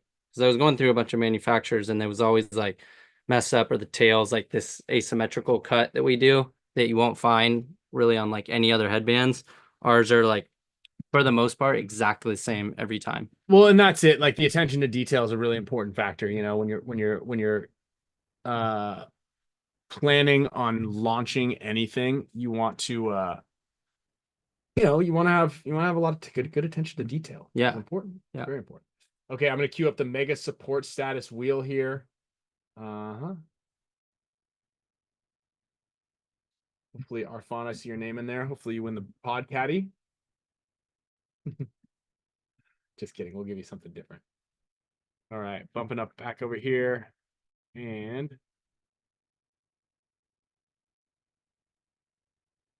all right. This is the mega support status wheel. We've got a pair of headbands going out here. Let's go Tigerwear and Hormy. Melissa Parker. And she crushes on this. You're getting the perps. They're coming out. Then we've got also we're giving out NECTR pucks to every single winner as well. And Mr. Derek Isaacs is a winner, and we'll go with one more. One more winner tonight. Even though everybody technically is a winner, you know. Of course. Even though we didn't get to 100 likes. James Hall, there we go. Island Designs, there we go. You can also expect James Hall will be donating to the charity raffle in the form of most likely giving out some shirts or some custom apparel looks. So that's about it right there for the show, everybody. Not sure how the sign-off's going to go here, but we want to wish everybody here a very, very happy Thanksgiving, a very happy holiday season. You know, as the holidays come around, you know, Sloan really likes to watch The Grinch. You know, it's one of the shows she really likes, and in everything that she watches, I get to watch it a lot. Like I watch a lot of episodes of Bluey. Bluey is a great show, by the way, if you're a parent. Lots of really good messages in there. A lot of good values in the show Bluey. Not so much in Barbie, but in The Grinch, one of the things everybody thinks that the Grinch hates Christmas, right? He just didn't like to be alone, and because he was different, people didn't really accept him, and so like it was his loneliness that caused him to hate everything, you know. Great lesson there. I don't think he liked people as much either, so I'm gonna need it's like you gotta relate to that sometimes. Obviously, we love everybody. Yeah. But the moral of the story is that there's a lot of pressure and a lot of social media out there that plays into a mental health aspect of people feeling down because they're less included or they're not included. They don't have family members around or close to them, and a lot of people everything get down. else is a lot more fun than what they're doing. Yeah, or that too. Like they like everybody posts and everybody shows the best parts of all their lives. Sure. And it's not always as exciting as it may seem. So for those of you who may or may not have family members around, or you feel like you're in a tough spot, you know, you've got to think about people out there that are, you know, think of the juniors that are out there. There's good people out there that are doing great things, and you can choose to be touched by one of those people, or helped by one of those people, or talk to one of those people, or be one of those people yourself. So, you know, we are coming into like the giving time of the season too, and don't ever feel obligated that you have to like, I have to spend this amount of money to get this ticket, or I got to do this, or I have to help here and there. Just do what you can when you can, if you can. Thoughtful gifts, sir. Yeah. Almost better. Yeah. And just, you know, if anybody ever needs any help or anybody to talk to, you know, shoot us a message, and we'll do our best to get back to you guys. But everybody just have a very safe and happy and positive holiday week. Okay. Well said. We appreciate that. We Good appreciate work. everybody. Okay. So, all right, we're going to sign off right here, I think, like this.